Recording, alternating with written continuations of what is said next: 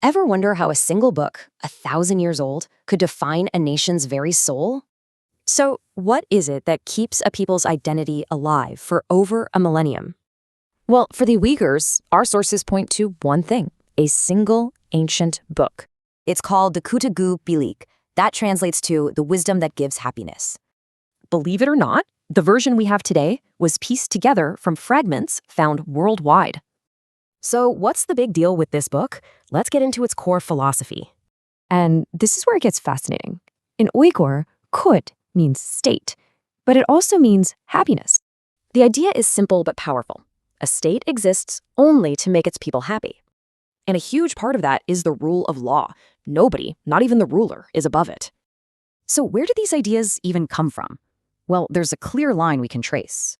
The path goes from ancient Greece through the philosopher Al-Farabi and right into this very book.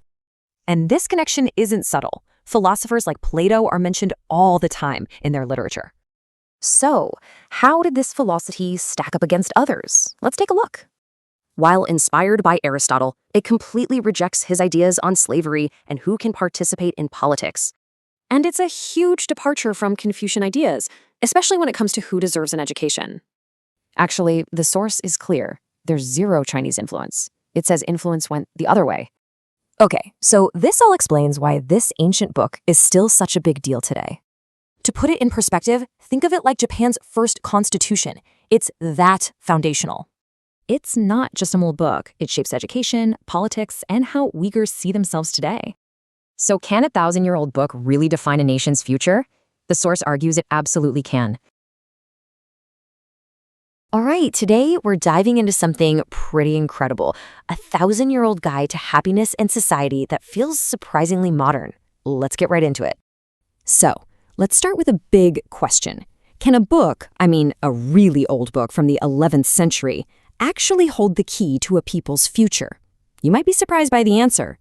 Our story kicks off with a text that, for the Uyghur people, is way more than just a historical artifact. It's a living, breathing blueprint for their society that has lasted for a millennium. The book's name is the Kutadgu Bilig, and honestly, the title kind of says it all: the wisdom that gives happiness. This isn't just a rule book or a history lesson. It's a deep, philosophical dive into how to build a society that is both just and happy. You know, to really get a sense of how important this is, you can think of it like Prince Shotoku's constitution in Japan. The Kutadgu Bilig carries that same kind of cultural weight. It's really the bedrock of Turkic political thought, shaping everything from language to identity for hundreds of years. Okay, but here's where the story gets really wild. The fact that we can even read this book today, it's kind of a miracle.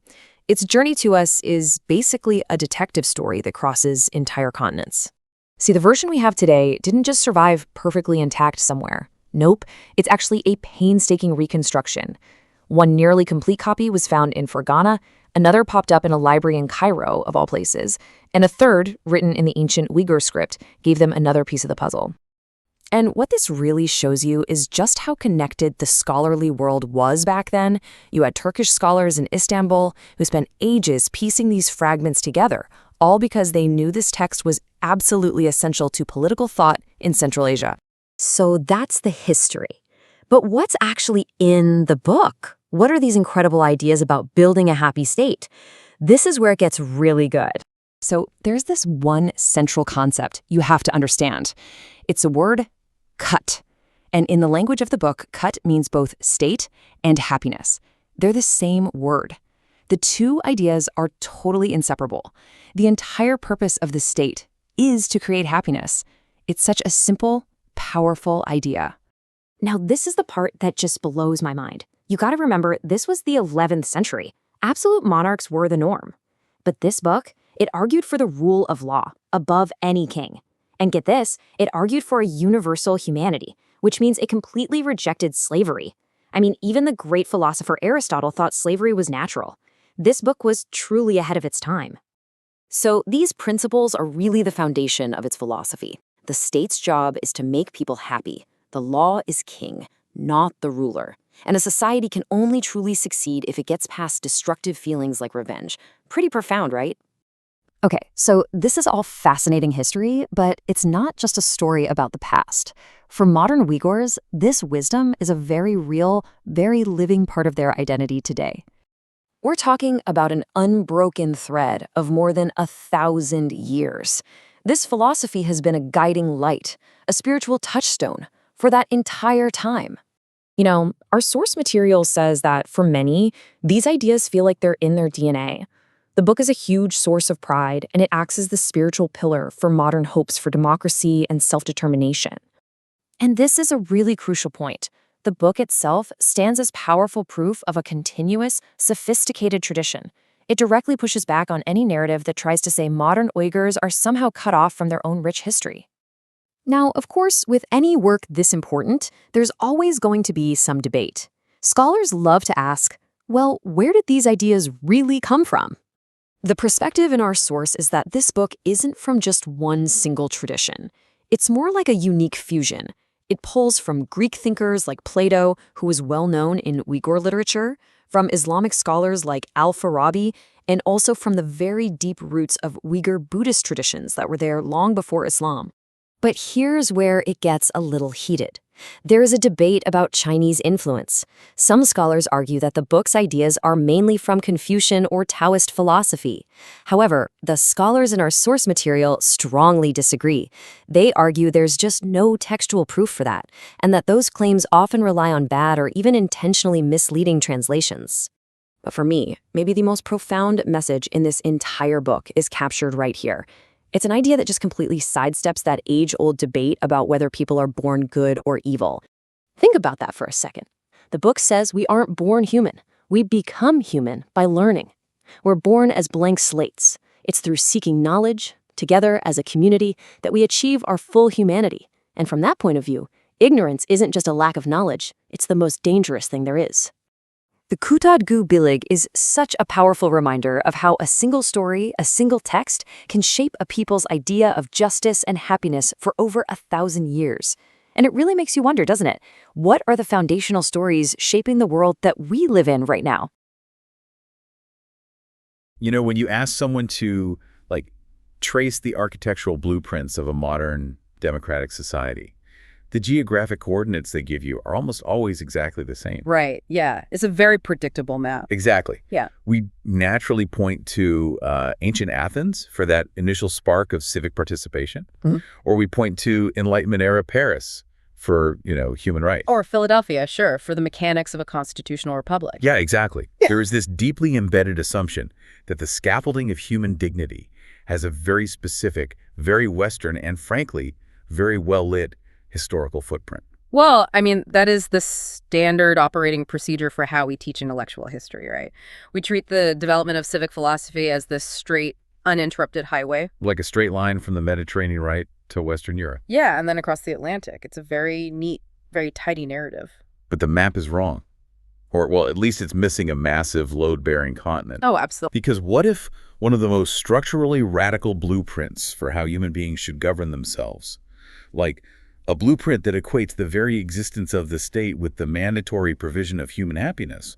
What if that was written over 1,000 years ago? And thousands of miles away from Paris or Athens? Right in the center of the Asian continent. You are talking about fundamentally reorienting our entire understanding of where modern political thought comes from, moving the epicenter from the Mediterranean to the ancient Silk Road. Which is exactly what we're doing today. Yeah. Okay, let's unpack this. We are dissecting a broadcast from a Japanese analytical program.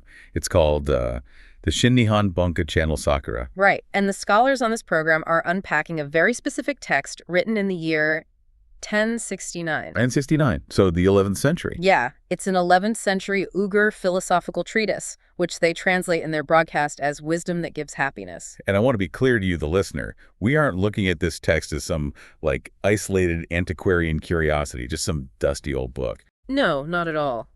The scholars in this Japanese broadcast argue that this specific document functions as the absolute philosophical bedrock for modern Uyghur identity. Yeah, like the active living DNA for the current geopolitical struggle for East Turkestan. And, because we are analyzing a Japanese broadcast that is deeply critical of Beijing's narrative and deeply supportive of Uyghur independence, we really need to establish some ground rules here. Yeah, the journalistic parameters of our conversation. That's super important. Right. Our objective today is not to adjudicate the modern geopolitical conflict between the Uyghur diaspora and the Chinese government. Exactly. We aren't here to take sides or to validate the political endpoints the Japanese scholars are arguing for. Our job is strictly to map the intellectual battlefield. We are dissecting the historical and philosophical claims exactly as they are weaponized and analyzed in this specific source material. So that you can understand the profound philosophical architecture underneath the headlines you see today. Which is crucial, honestly, because just the physical survival of this text is kind of a logistical impossibility. Oh my gosh, yes. Let's look at the mechanics of how wisdom that gives happiness even made it to the 21st century. It's a miracle it survived at all. Right. The Japanese scholars detail 3 distinct surviving manuscripts. And none of them were preserved in, like, some climate-controlled royal vault. No, the origin stories are wild. Take the most complete version, known as the Fergana manuscript. Okay, yeah. It's written in the Chagatai Uyghur script, and it wasn't uncovered in a museum. It was found in a secondhand bookstore. Wait, a secondhand bookstore, like literally just sitting on a shelf. Yeah, in Uzbekistan. Yeah. Just waiting to be found. That is, I mean, that's insane. The structural implications of that are staggering. They really are, because the Fergana Valley has historically been one of the most violently contested, frequently conquered crossroads in Central Asia. Right. Empires have literally washed over that specific valley for millennia. Exactly. So to have a foundational text survive in a secondhand bookshop suggests it wasn't just an elite document kept under glass by the royals. Oh, I see. It suggests a level of, like, profound cultural permeation. Yeah, people were copying it, moving it, and trading it long after the political structures that birthed it had completely collapsed. Wow. And then the broadcast also details a second manuscript, right? This one written in the ancient Uyghur script. Yes. Now, the scholars note that practically no one today can still read this specific script. But its mere existence is important, right? It functions as a sort of forensic linguistic anchor. That's a great way to put it. It proves the philosophy wasn't retrofitted or, imported centuries later. Right. It was built natively within the original linguistic framework of the ancient Uyghur civilization. But I would actually argue that the third manuscript is where the mechanics of cultural transmission become really apparent. Oh, you mean the Cairo manuscript? Yeah. Found in the library of Al-Azhar University in Egypt. And written entirely in the Arabic script. Just think about the geographic and intellectual logistics required for that to happen. It's like assembling a scattered jigsaw puzzle. Yeah. Where the pieces are spread across different continents. Exactly. You have a philosophical text originating in Central Asia, migrating thousands of miles to North Africa, and being transcribed into the Arabic alphabet. Just to be housed in one of the most prestigious intellectual centers of the Islamic world, that completely dismantles the idea of isolated, static cultures. It really does. But, I mean, I have to question the fidelity of the text at that point. How so? Well, if you have one manuscript in Uzbekistan, in Chagatai, one in an ancient dead script, and one in Egypt in Arabic, how do you even know you're reading the same book? Right, because translation isn't just swapping words. Exactly. It's swapping cultural paradigms. So how did they reconcile all that? The Japanese scholars address exactly that friction, actually. They highlight the work of a Turkish scholar named Professor Rishit Rahmeti Arat. Okay, and what did he do? He essentially engineered the definitive synthesis of these 3 divergent manuscripts. He trained in Germany, and he brought these rigorous modern textual criticism techniques back to Istanbul University. And Istanbul at that time was functioning as a crucial intellectual gravity. Yeah. Right. Yeah, exactly. It was pulling in scholars who were trying to reconstruct Turkic history. So Arat had to painstakingly cross-reference these completely different alphabets and regional dialects. Just to isolate the core philosophical arguments. That sounds exhausting. It was a monumental task, but it highlights the high academic standards of the Islamic and Turkic world at the time. Which implies that the core philosophy itself was remarkably resilient. I mean, does the fact that it survived in 3 completely different scripts suggest this text was basically a bestseller of the ancient Silk Road? That's a really interesting way to frame it. Like, it adapted its physical operating system, the alphabet, to survive the collapse of different empires, depending on whoever was reading it. It is a brilliant example of mimetic survival, honestly.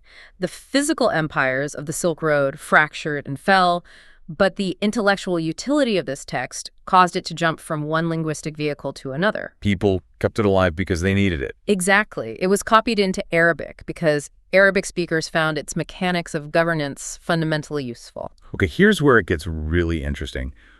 What actually are those mechanics? Right. Because it's not just how it survived, but what it says. Right. The scholars in the broadcast point to a central equation in the text that, frankly, makes our modern political debates look primitive. The linguistic link, you mean? Yeah. The ancient Uyghur text structurally equates the word for state, like the nation, the political community, with the word for happiness. They are entirely intertwined in the language. Yes. They're even used interchangeably. The text argues that a state is fundamentally a community created for the sole purpose of actively ensuring human happiness and safety. To really grasp how radically modern that is, you have to compare it to the standard geopolitical architecture of the 11th century. Right, absolutely. And even many centuries later, to be honest. Right. Because historically, the state is usually justified through two primary mechanisms. Okay, lay them out for us. First, there's the divine mandate. The idea that the state exists because a deity ordained a specific hierarchy. And your job as a subject is just pure obedience, regardless of your personal misery. Exactly. The second is the Hobbesian survival mechanism. The idea that the state is basically just a monopoly on violence. Designed purely to prevent you from being murdered by the people in the neighboring valley. Precisely. The state extracts taxes and labor, and in return, it promises you won't be conquered. So it's either the state as a divine prison or the state as a militarized panic room. Right. Notice that happiness is not a variable in that historical equation anywhere. No, not at all. But wisdom that gives happiness flips the entire formula. It argues that a human being cannot achieve actualization or true happiness outside of a functioning community. Therefore, the community, the state, has an absolute overriding civic duty to engineer that happiness. Yes. It places the burden of performance on the government, not the subject. Okay, I have to play devil's advocate here. I have a massive problem with that. Go for it. Because state-mandated happiness sounds like a euphemism for the most terrifying kind of authoritarianism. I know, it really does sound like a dystopian novel. Right. If the government's core mandate is to ensure I am happy, then the government has to define what happiness is. And that's the danger. What stops the 11th century state from deciding that happiness means absolute conformity? Like, we have decided that true happiness is farming this specific plot of land and thinking these specific thoughts. And if you disagree, you are a threat to the state's happiness. That is the exact vulnerability you would expect. But if we connect this to the bigger picture, the Japanese scholars emphasize that the Uyghur philosophers completely anticipated that trap. Really? How do they solve it? The text aggressively advocates for a rigid rule of law structure to prevent the state from devolving into a dictatorship of forced compliance. Oh, interesting. Yeah. Happiness, in the architecture of this text, is not defined as material comfort or mindless joy. So what is it? Happiness is defined as the freedom found in mutual respect, shared law, and active participation. So happiness is a verb, not a state of being. It is the process of participation. Exactly. The broadcast notes that the text explicitly states that laws cannot just be handed down by fiat. They can't just be dictated. They have to be generated through mutual discussion and debate among the community. Yes. And the critical mechanism, the fail-safe against the authoritarianism you mentioned, is that once the law is established, everyone is subject to it. From the highest leader down to the everyday citizen. With absolute equality. It sounds almost like a modern Scandinavian welfare state, but 1,000 years early. It's constitutionalism functioning centuries before we formally recognize the concept. It really is. But, if you as a listener pause and look at how your own modern government functions right now, do we genuinely view the state as an engine for collective human actualization? Most of us definitely don't. Right. Most of us view the state as a bureaucratic friction we endure, or like a tax collector we tolerate. The idea that civic participation is the actual definition of happiness feels completely foreign to our modern political cynicism. It totally does. Yeah. So to understand how they arrived at this democratic ideal, we have to look at their intellectual sparring partners. Yes, the ancient Greeks. This is where the Japanese scholars get really fascinated. Because they weren't generating these ideas in an intellectual vacuum, were they? Not at all. The broadcast points out that the Uyghur text explicitly engages with Western philosophy. They study Plato. They study Aristotle. And they deeply revere Socrates. The broadcast highlights that specifically. They viewed Socrates as the ultimate standard of intellectual integrity, didn't they? Yeah, because he refused to separate his philosophy from his physical reality.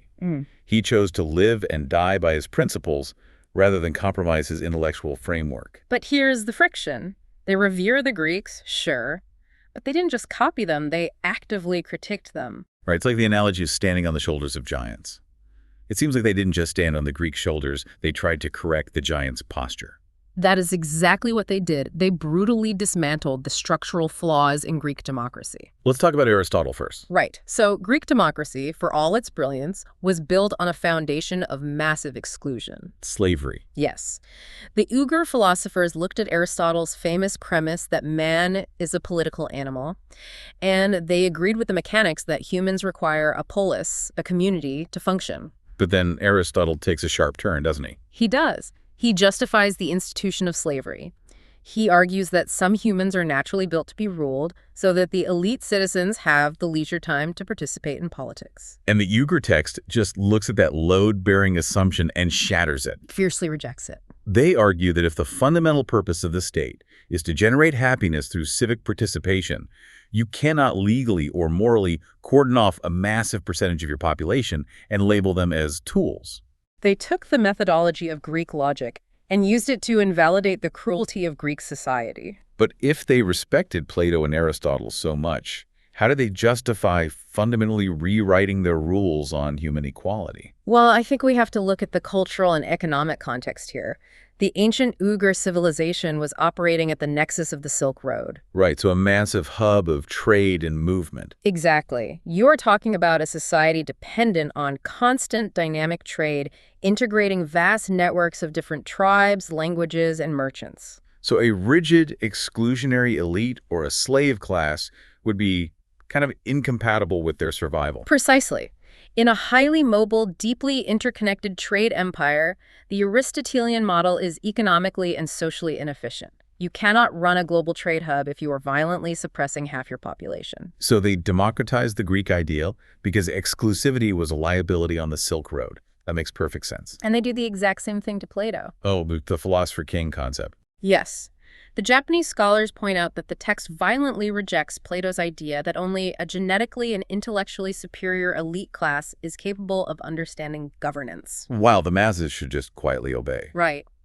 The Uyghur philosophers argue instead that all members of the community must participate in politics. It is an absolute rejection of intellectual oligarchy. But, while the Greek influence is proudly claimed, the broadcast reveals a much deeper, much more volatile argument about another potential influence. Oh, right. The debate on origins. Yes. The Japanese scholars are not just analyzing the text here, they are actively defending it against modern Chinese academic interpretations. This is where the 11th century philosophy becomes a modern battlefield. According to the broadcast, there is a concerted effort by Chinese researchers and translators to reframe wisdom that gives happiness as a derivative work. Basically claiming that the Uyghur text was fundamentally shaped and influenced by traditional Chinese philosophies. Specifically, Confucianism and Taoism. And the Japanese speakers in the video transcript categorically, aggressively push back against that. They argue there is zero evidence of this. They even accuse the Chinese translations of intentionally altering words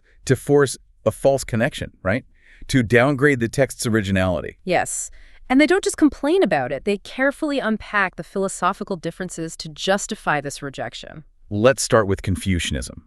How do they dismantle that connection? The broadcast cites a specific structural conflict. They look at the core of Confucian governance, quoting the premise that the people can be made to follow a path, but they cannot be made to understand it. Wow, which is like the definition of paternalistic authoritarianism. Exactly. It assumes the ruling class has exclusive access to moral and political truth, and the function of the general population is merely behavioral compliance. You just do what the bureaucracy tells you. You don't need to know why. Right. And the Japanese scholars argue that this elitist view fundamentally clashes with the Uyghur text's demand for universal political understanding and participation. It makes sense.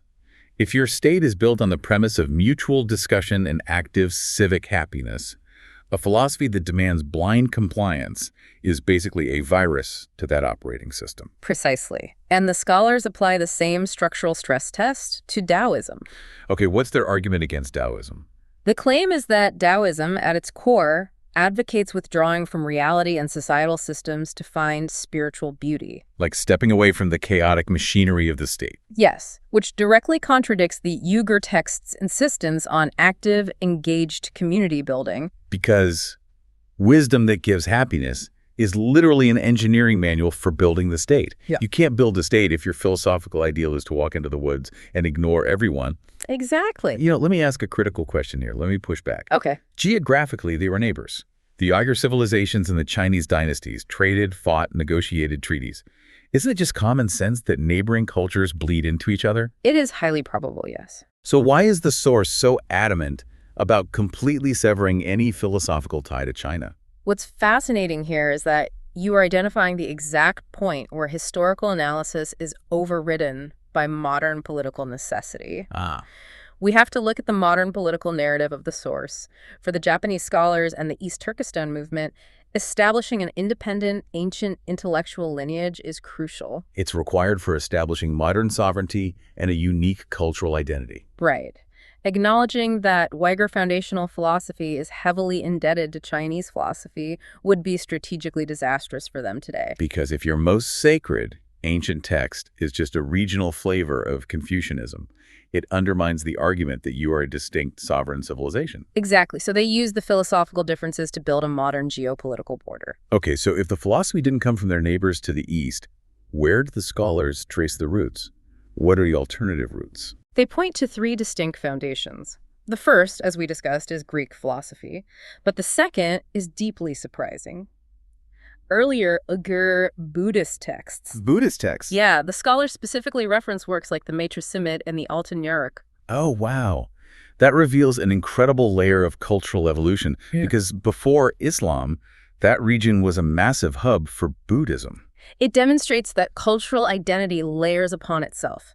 The deep ethical frameworks from these ancient Buddhist texts were absorbed and repurposed into the 11th century political philosophy. And what's the third foundation? The Islamic Golden Age thinker Al-Farabi. Right. So instead of Chinese philosophy, they attribute the text to Buddhism, Greek logic, and Islamic Golden Age thought. Yes. They forged all of that into a practical manual for their own statecraft. Which brings us to what I think is maybe the most dangerous, most radical idea in the entire broadcast. The epistemological framework. Yes.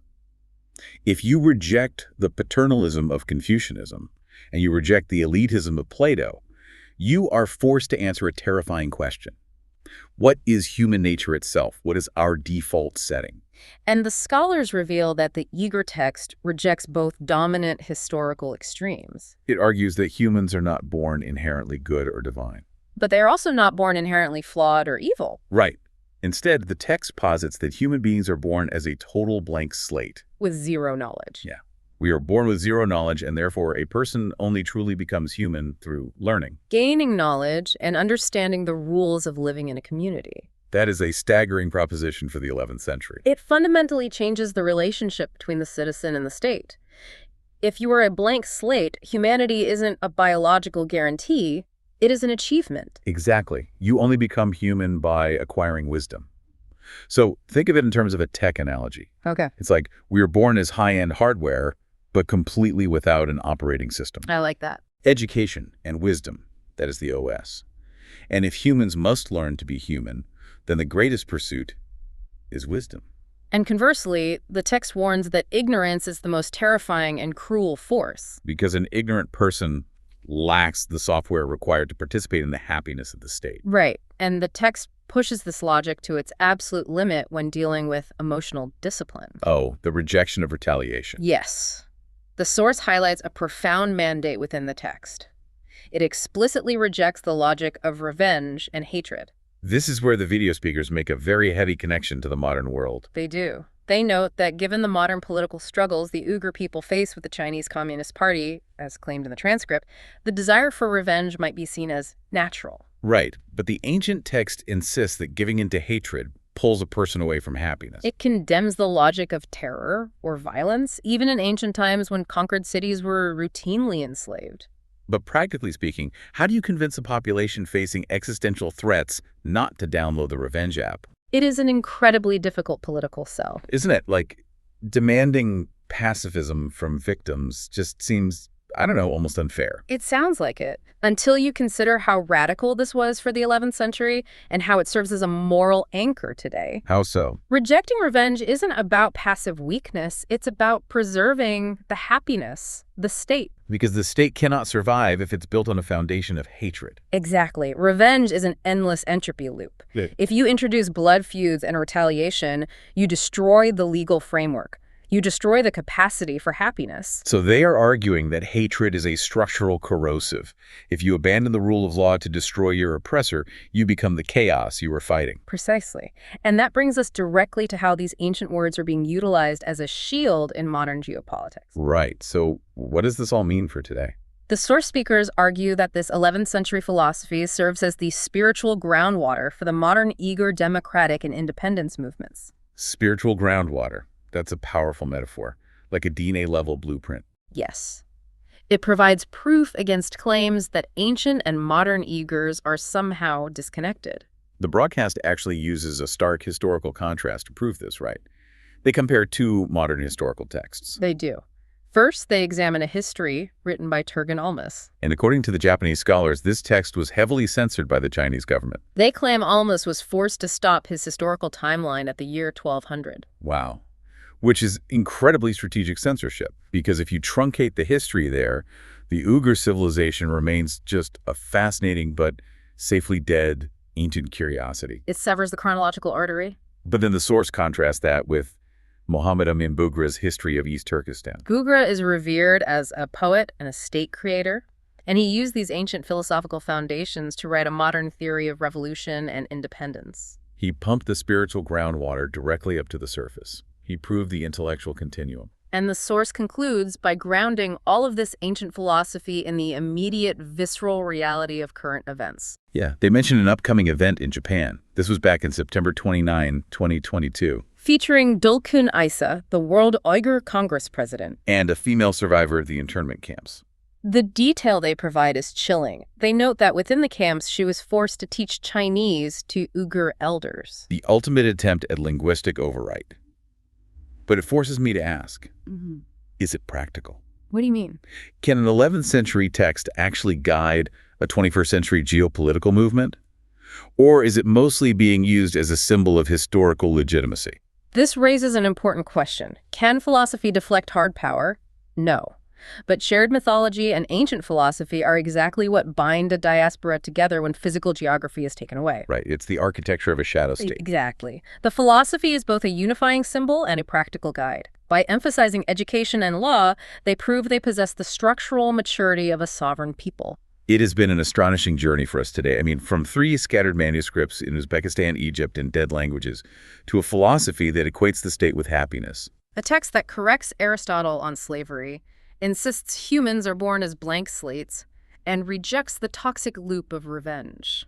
All while serving as the beating heart of a modern political movement. It really proves to you, the listener, that ancient texts are never truly dusty or dead. They are active forces shaping the daily news. So as we wrap up, I want to leave you with a final thought to mull over. If an 11th century Uyghur text explicitly defines the state's sole purpose as securing the happiness of its people, it forces us to look at our own nations today. It really does. What ancient, unspoken philosophical assumption is running your country's operating system right now? And more importantly, is it actually designed to make you happy? Thank you so much for joining us on this deep dive. Keep questioning the sources of your own beliefs, and we'll catch you next time. This material explores the 11th century Uyghur text, Wisdom That Brings Happiness, asserting its foundational role in ancient Uyghur philosophy, its deep ties to Greek thought, and its vital connection to the modern East Turkestan independence movement. Welcome. Let's dive right in. So a key theme running through this material seems to be how ancient intellectual bedrock directly supports the weight of modern political survival. Yeah, and I had to say, there's an incredible amount of passion here, a really rich historical depth. But to get right to it, the material constructs a compelling lineage tracing Uyghur philosophy back to Greek thought, but the categorical dismissal of regional Chinese influences leaves the argument vulnerable to structural critique. Right, let's look closely at the section discussing that philosophical lineage. The author makes this, really vigorous case for the text embracing Greek influences, pointing out Plato, Aristotle, Socrates. Yeah, and ancient Buddhist thought too. Exactly. But then they maintain this really vehement rejection of any Chinese influence. Like they push back hard against modern Chinese scholars who claim to find Confucian or Taoist parallels. They basically just slam the door on it. They do, and that protective instinct is totally understandable given the political context. However, the weakness here really lies in the mechanical execution of that boundary. The material just rapidly dismisses these regional claims as intentional mistranslations or, modern political maneuvering. Right, it just sort of swats them away. Exactly, it just swats them away. But as a reader, when an argument swats away a counterclaim without actually dissecting it, it doesn't project confidence, it projects defensiveness. Oh, I see. Like they're hiding something. Yeah, it leaves the reader wondering if the author is, ignoring a legitimate overlap. By writing off these comparisons completely without explaining why those scholars might attempt to draw those parallels in the first place, the argument fails to be academically unassailable. It's like by refusing to look at the opponent's cards, you make the audience suspect the opponent holds a winning hand. That is a perfect way to put it. So the suggestion here is to employ a rigorous steel-manning technique.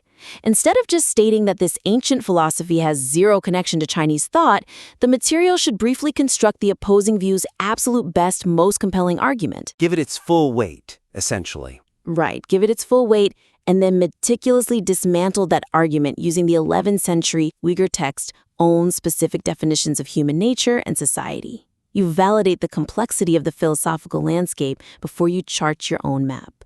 Okay, let's test the mechanics of that. The material brings up Taoism, for instance.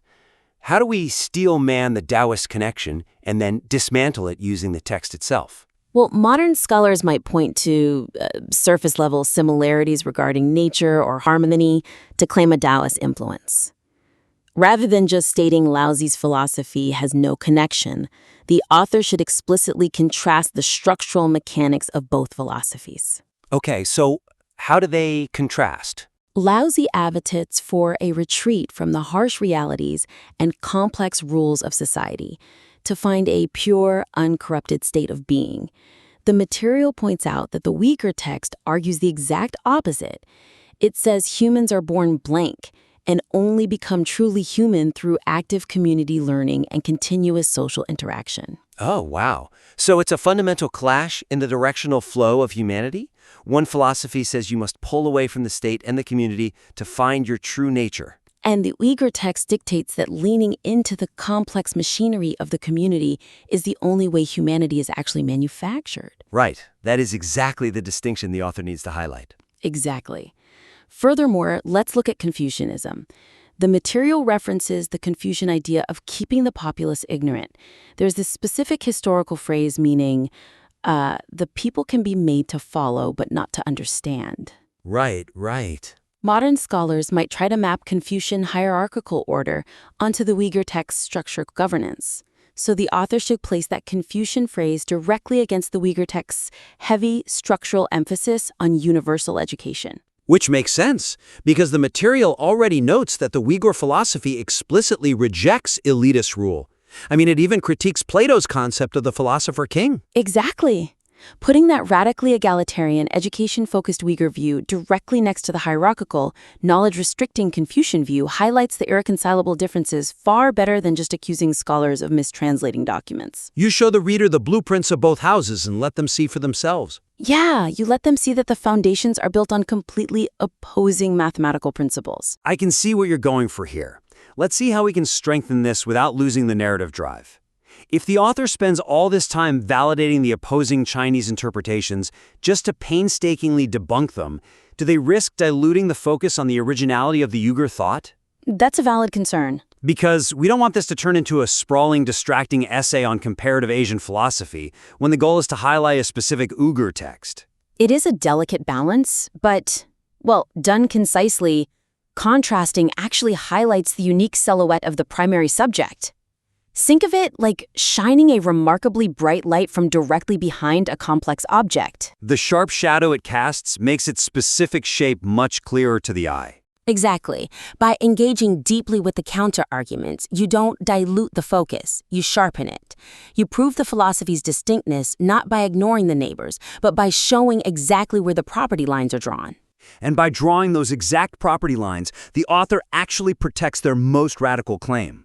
The material makes a strong case for the uniqueness of this thought by highlighting a staggering linguistic and conceptual detail. In ancient Uyghur, the word for state and the word for happiness are identical.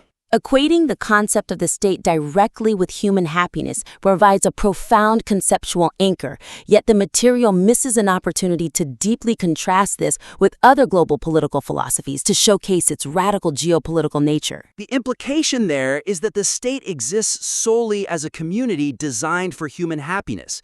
But if the author just drops the phrase, state equals happiness, it sounds like a naive greeting card.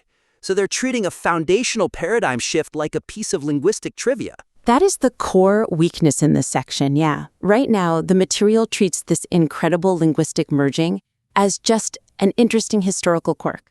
It's brought up, it's marveled at briefly, and then the text just moves on to the next point. Right. It mentions in passing that early states in other cultures are usually thought to be created by gods or formed out of a desperate need for defense against external enemies.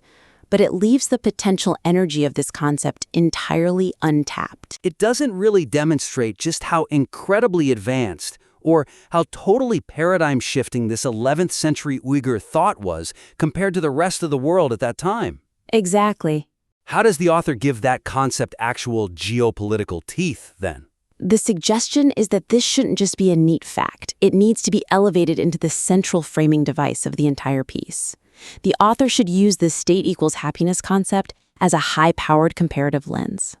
To view ancient Uyghur statecraft against more commonly understood Western or Eastern historical models of the state? Yes, make it the very axis around which the whole argument rotates. Okay, let's contextualize that. What is the most stark contrast the author could use to explain the mechanics of this idea to a modern reader? I'd explicitly contrast this state equals happiness concept with the Hobbesian view of the state. In Thomas Hobbes' philosophy, the state, the Leviathan, is merely a necessary evil. Right, because before the state, humans lived in a state of nature that was nasty, brutish, and short. Precisely. To survive, humans essentially sign a social contract. Like, I will trade my absolute freedom to this terrifying, giant authority, because if I don't, my neighbor will murder me for my resources. So in the Hobbesian model, the state is essentially a protection racket. You pay in personal freedom, and the state gives you a monopoly on violence to keep you breathing. It is an institution based entirely on fear and control. Yes, and if we place that protection racket next to the weaker concept, the brilliance of the 11th century text becomes glaringly obvious. The weaker text proposes a contract of mutual joy. The state isn't a necessary evil to prevent murder. No, it is the active, positive vehicle through which human potential is realized. Furthermore, the author must use this concept to heavily amplify the material's point about the rejection of slavery and revenge logic. Right, because the material emphasizes that this ancient text explicitly rejects the logic of revenge, which was a dominant force in neighboring empires at the time. So connect those specific dots for the reader. If the state literally is happiness, then the logic of revenge or the enslavement of defeated cities, which, was standard accepted practice in ancient Greece and Rome. That fundamentally destroys the state itself. Exactly. Mechanically speaking, you aren't just breaking a civil law when you enact revenge. You are dissolving the very definition of what a nation is. You cannot build a structure made of happiness using bricks made of subjugation. Therefore, an oppressive state is an oxymoron in ancient Uyghur thought. It's the difference between building a fortress to survive a devastating storm versus building a university to thrive in peacetime. Wow, yeah. A fortress protects you from dying, but a university exists solely for you to grow. The text isn't just suggesting a slightly different form of government or a different set of laws. It's defining the fundamental existential purpose of human gathering completely differently. That's fascinating. What are the potential limitations or counter-arguments to that idea? Because as soon as you posit that a state's sole defining function is the manifestation of happiness, you immediately run into the incredibly harsh realities of 11th century or even 21st century state building. Right. Like invasions and famine. Exactly. How does this utopian, purely benevolent ideal withstand violent invasions from neighboring empires, severe resource scarcity, or internal rebellion? Briefly acknowledging how the text handles, or perhaps fails to handle, the sheer friction between this beautiful, delicate ideal and the grim historical reality of the Silk Road would add an incredible layer of sophistication and maturity to the analysis. Yeah, but this concept of the state as happiness doesn't just exist in a vacuum. I mean, when a population holds this as their foundational truth, the modern experience of state-sponsored oppression doesn't just feel like bad governance, it feels like an existential erasure. Yes. As I understand it from the notes, the argument here is that this 1,000-year-old ideal is the direct predecessor to modern survival. The material shifts abruptly from 11th century philosophy to the 20th century writings of Muhammad Amin Bughra, the modern East Turkestan independence movement, and it heavily promotes an upcoming activist event featuring a survivor of modern internment camps. The transition from ancient philosophical analysis to modern political activism carries immense emotional weight. But the logical bridge connecting these two distinct eras requires significant structural fortification. Because right now, that jump causes a severe case of narrative whiplash for the reader. We go from a highly academic, measured deconstruction of ancient linguistics straight into modern revolution, systemic oppression, and the promotion of a September 29th activist gathering. It is a jarring pivot, and that really points to the core weakness of this final section. The material is relying almost entirely on the listener's assumed emotional resonance and inherent sympathy for the cause to bridge a 1,000-year gap. It just places the two eras side by side on the page and simply hopes the audience feels the connection. Exactly. It fails to explicitly apply the ancient philosophy as a rigorous analytical framework to actually diagnose and understand the mechanics of the modern struggle. So the author is telling us what is happening today, but they aren't using the ancient tools they just spent pages sharpening to explain why it is happening or why it matters so deeply to this specific culture. How do we build a bridge that relies on structural logic rather than just asking the reader to make a massive emotional leap? Well, the suggestion is to proactively use the previously established philosophical pillars, specifically that definition of the purpose of the state and the absolute rejection of revenge, as the direct, load-bearing framework for introducing the modern political situation. So the ancient text shouldn't just be a historical prologue that fades away when we get to the present day. Right, it must be the active diagnostic tool used to explain the present day. Okay, let's apply that diagnostic tool.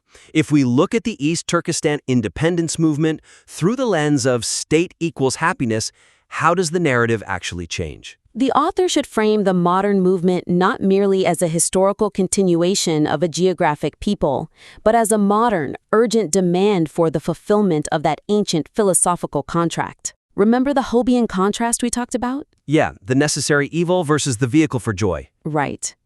If the current governing state actively fails to provide happiness, utilizes a monopoly on violence, and resorts to systemic oppression, it mathematically violates the 11th century Uyghur definition of what a state actually is. Oh, I see. According to their own foundational texts, the current regime ceases to be a state at all. It becomes an anti-state. Yes.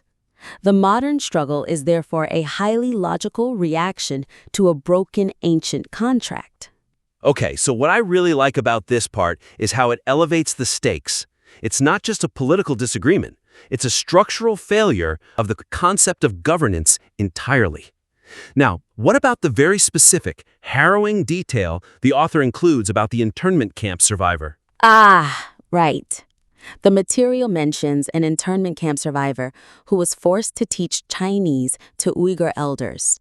Right now, the author presents this as a terrible tragedy of cultural erasure. Which it obviously is. Which it is, absolutely. But they need to explain the philosophical why to the audience.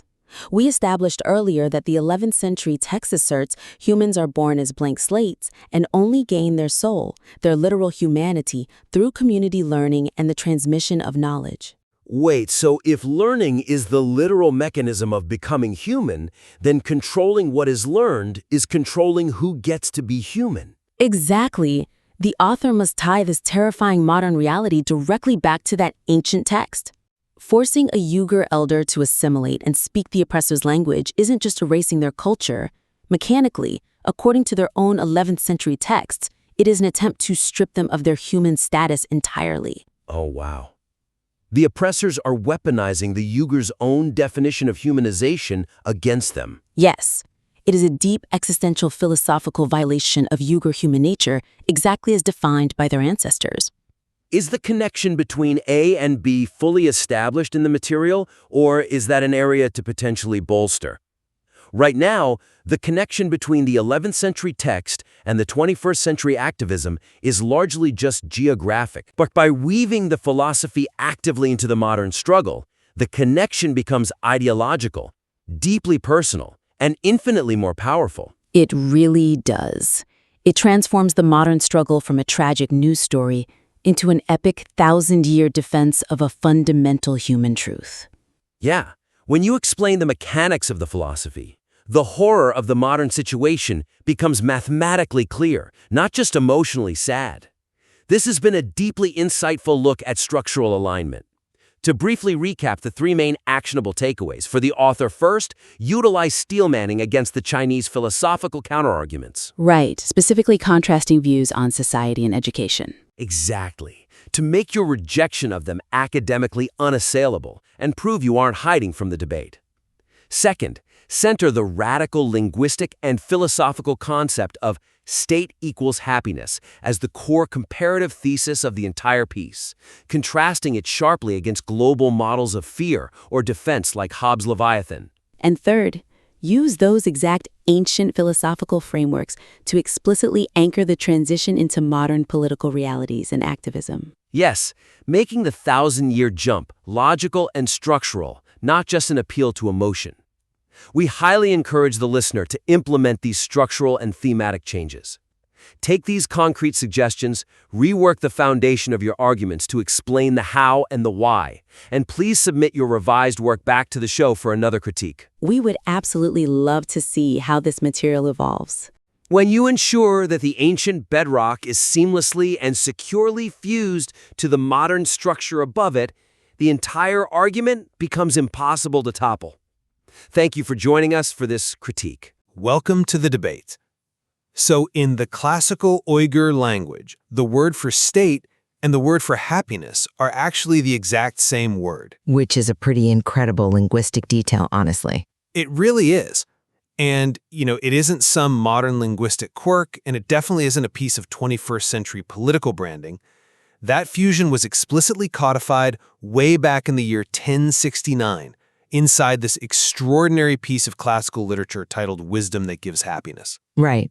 And compiled from ancient manuscripts unearthed everywhere from the Fergana Valley to a library in Cairo, this 11th century text is just a staggering synthesis of Greek, Buddhist, and Islamic philosophy. Absolutely. But, we aren't here today just to dissect medieval literature. We are here because this ancient manuscript is currently being invoked as the spiritual and, the political backbone of the modern Uyghur independence movement for East Turkestan. Exactly. Which frames our central question for today's discussion. What is the actual utility of this 11th century text for a 21st century political movement? Right. I am arguing that Wisdom That Gives Happiness is, frankly, far more than a museum piece. It is a remarkably advanced, highly practical civic architecture. Okay, but let me just finish the thought. It establishes a framework that directly informs modern democratic ideals. So it offers a functional, living political model for the current movement. And I argue that treating this text as a functional political manual fundamentally projects modern desires onto medieval history. It is an undeniable, profound philosophical achievement. It's an elite synthesis of ancient thought. Right. But it is an abstract, utopian vision, not a practical blueprint for organizing medieval tribes, let alone fighting a modern totalitarian superpower. Well, I have to disagree there. Let me lay out exactly why this text transcends its era and functions as a living civic model. The genius of Wisdom That Gives Happiness lies in its foundational social contract. By fusing the very concepts of the state and happiness, it establishes a proto-democratic framework centuries before the Western Enlightenment. Which is a bold claim to make. It is, but look at the model. In this framework, the state has no inherent divine right to exist, merely to wield power or expand territory. Its sole justifiable mechanism for existence is the active delivery of well-being to its people. Okay, but delivery of well-being is a pretty broad concept. Right, but furthermore, the text doesn't just advocate for a benevolent dictator to hand down this happiness. It explicitly demands that a nation be governed by a rule of law created through discussion and mutual agreement. It actively rejects the institution of slavery, and it outright dismisses the idea that any human is born innately superior to another. I see what you're going with this. Yes, so when you look at the mechanics of what the authors were building, it is structurally sound enough to serve as the constitutional foundation for today's East Turkestan movement. It literally gives them a historical mandate for a democratic, law-bound society. Sure, you are calling it a constitutional foundation, but you're macking 21st century administrative language onto what is essentially 11th century mysticism. To understand why this text is a theoretical exercise rather than a practical manual, we have to look at exactly who wrote it and what they were reading. Go on. Well, this was a high-level philosophical compilation created by the intellectual elites of the Turkic Islamic world. Their primary influences weren't, tax collectors or generals. True. They were deeply influenced by the Islamic philosopher Farabi, who essentially spent his entire life trying to map Plato's Republic onto the Islamic concept of a divinely guided city. They were also pulling heavily from earlier Uyghur Buddhist works, like the Maitreya, which is an ancient drama about the future Buddha. Right. The synthesis is incredible. It is. What they produced is a beautiful, idealized vision of human nature. It's one of the greatest intellectual syntheses of its era. But we have to separate philosophy from statecraft. But do we? I think so. A text that theorizes about a perfect, enlightened society was not a pragmatic manual for surviving the highly fragmented, warring fiefdoms of the 11th century. We must appreciate its philosophical brilliance without burdening it with the impossible task of organizing a modern political revolution. Well, let's look at the literal vocabulary the text uses to describe a government, because that is where the practicality starts. You mentioned the fusion of state and happiness earlier. Yeah. Think of this like hard-coding the success metric right into the operating system of a government. If the state isn't producing happiness, the code fails to compile. The state loses its legitimacy. It's a nice metaphor. But it's more than poetry. It is a structural definition of civic duty, where the citizen is the supreme metric of the state's success. It's basically a service-oriented government architecture. I come at it from a different way. Because happiness in the 11th century Tarim Basin did not mean, paved roads, public schools, and healthcare. No, of course not. The fusion of happiness and state in this text actually reflects the spiritual currents of the time, specifically Sufi-influenced mysticism and Buddhist concepts of enlightenment. In the ancient world, states simply were not formed to provide social services or maximize civilian joy. But they were theorizing a new way. They were formed out of brutal necessity for military defense against external enemies, or to consolidate resources for a ruling dynasty. The idea of the state as a vessel for pure happiness describes a spiritual condition of the soul. It doesn't describe the historical reality of how taxes were collected or how borders were defended. The text absolutely moves beyond the spiritual condition of the soul, though, and straight into the mechanics of governance. It doesn't just say the state is happiness and leave it there, from monks to ponder in a courtyard. Doesn't it? No. It dictates how that happiness is achieved, which is strictly through the rule of law. And if the state equals happiness, that immediately creates a massive philosophical problem for the year 1069. Which is? Who gets to be happy? The ruling elites or everyone? And this is where they engage with the Greeks. Right. The authors actively imported Greek philosophy, specifically Aristotle's concept of humans as political animals, the idea that we can only achieve our potential by living in structured civic communities. Mm-hmm. But they didn't just copy Aristotle. They edited him. They took his framework and surgically removed his defense of slavery. Aristotle fundamentally believed that some people were natural slaves, born to be subjugated so that the elite citizens could have the leisure time to philosophize and govern. Wisdom that gives happiness completely rejects this premise. That's a compelling argument, but have you considered how exactly they justify that rejection, philosophically? Because overturning Aristotle in the medieval world requires some heavy intellectual lifting. Oh, absolutely. They did it through synthesis. They took the Islamic theological concept that all humans are entirely equal before God, and they layered it with the Buddhist concept of universal compassion and interconnectedness.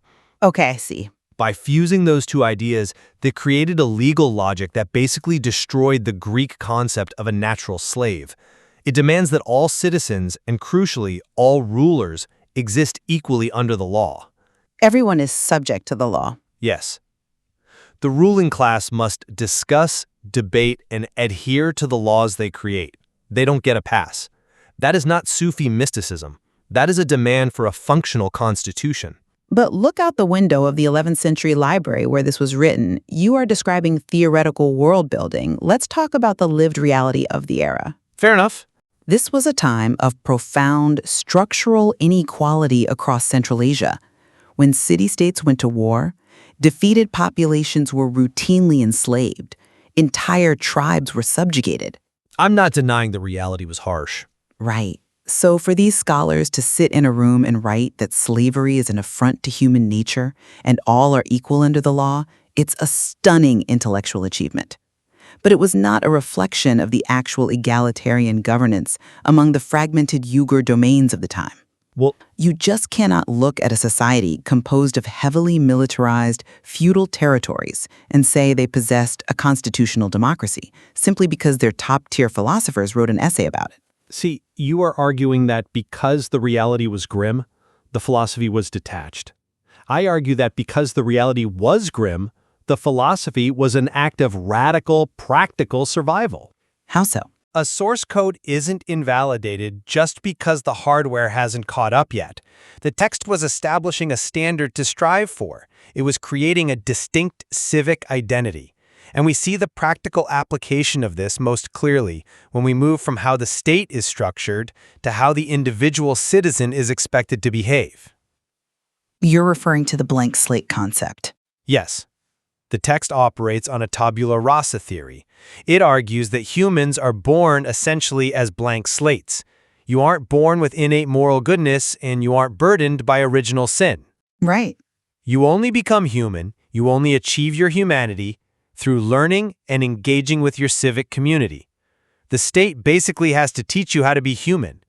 And because morality is learned, not innate, the text strictly and unequivocally forbids the logic of revenge and retaliation. The logic of terror. Exactly. Vengeance destroys the civic container that allows humans to learn. If you are locked in a blood feud, you cannot achieve happiness and the state collapses. The text demands that citizens step outside the cycle of retaliation. Okay. I argue this provides a crucial, nonviolent intellectual foundation for the modern Uyghur movement today. It gives them a historical mandate to pursue justice through law and institution building rather than through endless destructive cycles of retaliation against the Chinese state. I'm sorry, but I just don't buy that. Let me tell you why. Let's bring this directly into 2026 and look at the modern reality, because this is where the application of an 11th century text becomes deeply problematic. All right. We have to look at the psychological warfare detailed in our source material regarding the modern internment camps in Xinjiang. Right. She was forced against her will, under threat of violence, to teach Chinese to other detainees inside the camp. That is a profound psychological and cultural violation. It's horrific. It is. So to look at an oppressed people facing systematic erasure by a modern totalitarian state, and to demand they adhere to a 1,000-year-old philosophical mandate to suppress their instinct for vengeance, that strips them of a very human, very necessary political anger. I hear you, but Anger fills mobilization. Rejecting vengeance in the face of literal cultural annihilation isn't empowering, it is politically paralyzing. the visceral weight of that reality is horrifying. And the psychological toll of being forced to become an instrument of your own culture's erasure is almost unimaginable. But holding on to this text does not equate to passive submission. It doesn't. No. It's about surviving as Uyghurs. If you build a resistance movement purely on reactionary anger, you risk becoming a mirror image of the violence you are fighting. Rejecting the logic of terror prevents the movement from cannibalizing itself. But how does a philosophical text protect them? Because the text is fiercely protective of its own cultural identity, and it achieves this by actively rejecting the dominant Chinese philosophical frameworks of its time. How so? The text is primarily engaging with Greek and Islamic thought. Exactly. By engaging with the West and the Islamic world, it deliberately turns its back on the East. It explicitly rejects the Confucian elitist model, the idea captured in the historical Chinese approach of keeping the people ignorant, where the masses are just a herd to be managed by a superior paternalistic ruling class. Okay. And it equally rejects the philosophy of Laozi and Taoism, which often advocated for a withdrawal from society, a sort of escapism into nature, away from the corruption of civic duty. Wisdom that gives happiness says no to both. Interesting. It demands active, educated participation from every citizen and constant engagement with the state. By rejecting those external Chinese frameworks, it proves it was designed to build a distinct, resilient, and proactive Central Asian civic identity. That is the intellectual armor needed to maintain cultural survival today against the state trying to forcibly assimilate them. Okay, I will grant you that the rejection of Confucian elitism and Taoist escapism shows a highly sophisticated Central Asian intellectual tradition. It proves they were actively curating their own cultural DNA. Right. But if this text is a literal operating system for modern survival, as you claim, how does a philosophy of tabula rasa and slow, deliberate civic education help a population actively bypass a modern biometric surveillance state? Well, you have to look at... Because I just don't see the connective tissue there. When you're fighting an omnipresent propaganda machine, facial recognition cameras on every corner, and forced labor, you need rapid, pragmatic political and tactical mobilization. You don't need a curriculum on how to slowly cultivate the soul through a synthesis of Greek and Islamic thought. But you cannot separate the soul of a movement from its political momentum. The tactical mobilization you're talking about, bypassing surveillance, surviving the camps, is a short-term necessity. But what happens the day after you win? The day after. Yeah. What kind of state do you build if your entire movement is based only on evasion and anger? The reason wisdom that gives happiness is so vital today is that it already answers the day after question. I see. It says, we will build a state where the ruler is subject to the law, where the ultimate metric is the happiness and education of the citizen, and where knowledge replaces vengeance. You need that long-term vision to sustain the short-term tactical fight. That is why it functions as a modern democratic transition model. It functions as an aspirational vision for a society that has already achieved stability. Look, the way it synthesizes the Greek tradition, literally engaging with Socrates' idea that philosophy is a matter of life and death, with Islamic concepts of the just city and Buddhist concepts of karma and enlightenment, it is nothing short of miraculous. It really is. It's a masterpiece of political philosophy. But when we insist on calling it a practical blueprint, we do a disservice to the text and to the modern movement.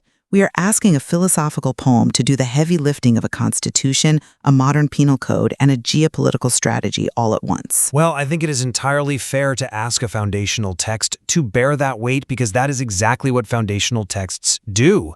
Let me just summarize where I stand on this. Go ahead. I believe wisdom that gives happiness is a masterclass in early democratic thought that was radically ahead of its time. It formulated the rule of law, the equality of citizens by dismantling Aristotle's defense of slavery, and a profoundly proactive civic identity centuries before the modern era.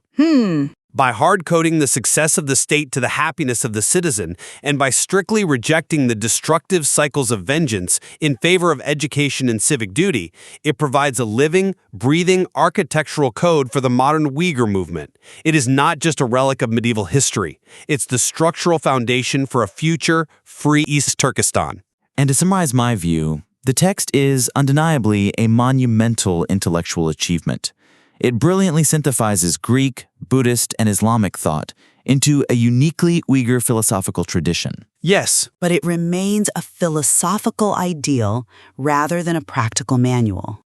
The brutal realities of the 11th century Turan Basin, just like the totalitarian realities of the 21st century surveillance state, require pragmatic, hard-nosed statecraft. We must revere this text for its profound depth and its beautiful utopian vision of human nature, without mistakenly believing it can serve as a functional tactical toolkit for modern political survival. I think where we fundamentally converge today is on the absolute, undeniable historical weight of this text. We both recognize its profound depth and the absolute necessity of acknowledging its distinct Central Asian, Hellenistic, and Buddhist roots. Completely. It is a tradition entirely separate from the Chinese philosophical traditions that modern mistranslations often attempt to retroactively map onto it. It stands on its own as a towering intellectual achievement of the region, born from a crossroads of global ideas. It really does. And it speaks to the enduring power of ancient philosophy that a text written in the year 1069 can spark such vital, urgent geopolitical debates today. There is so much more to explore in the intersections of classical Central Asian philosophy and modern statecraft, and we encourage everyone to dig into the source material for themselves. Absolutely. Because in the end, when you examine the source code of an ancient civilization, the most important question isn't just what they were trying to build 1,000 years ago. The question is what you decide to build with it tomorrow.